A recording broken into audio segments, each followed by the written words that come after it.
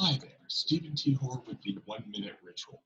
This is a quick intro to ritual magic. I just want to say a few things because there's a lot to the system.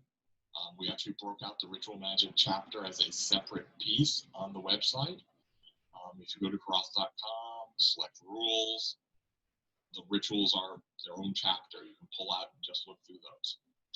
The key things to understand is rituals involve repeated patterns, structure, things that reach out to the pattern of the world and try and bring power in to accomplish a result.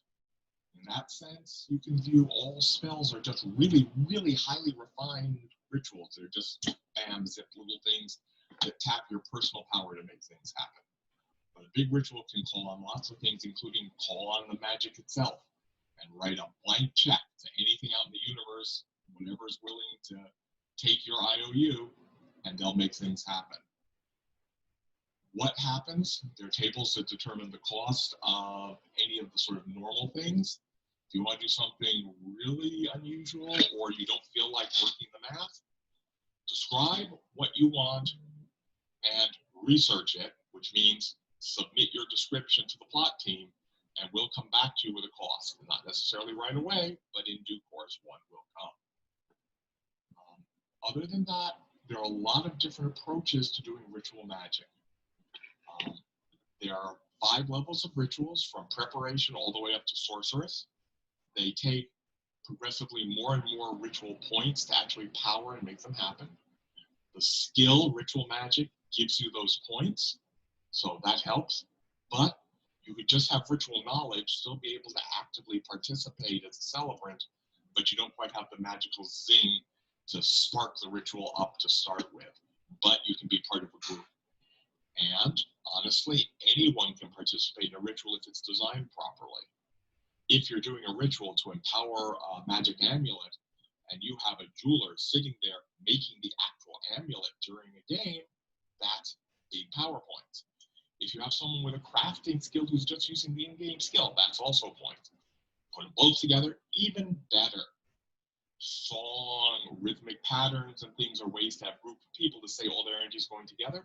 So if everyone is singing along together, even just stomping to the beat, we had a really good ritual at the Crossroads Tavern event where basically the leader started tapping out the beat with their boot and everyone else followed along and just kept the pattern going, and that put sort of them involved in the ritual. Their energies were tied up in the whole process. So lots of ways to participate.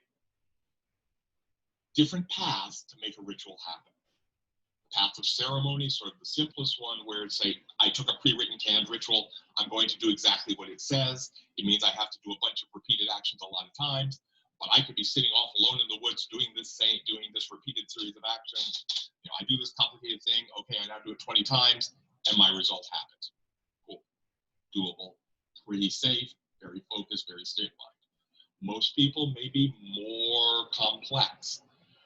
You're taking the path of a planner or the magician or the magister, and you're working things out on the fly and throwing things in, and you do some stuff and you think about it, you do some design, and yeah, this ought to work.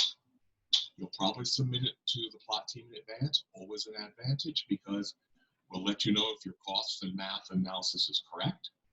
And if the thing you've designed just isn't going to work, it's just not possible in the rules. It's 9 o'clock. We'll give you a feedback about why it didn't work and some directions to try and get to where you want to go. So lots of options there. There are also unusual paths that focus in different ways. The path of the matrix focuses on spell matrices and powered stones, trade gems, and using them. So lots of options. Come talk to us. Thanks. No.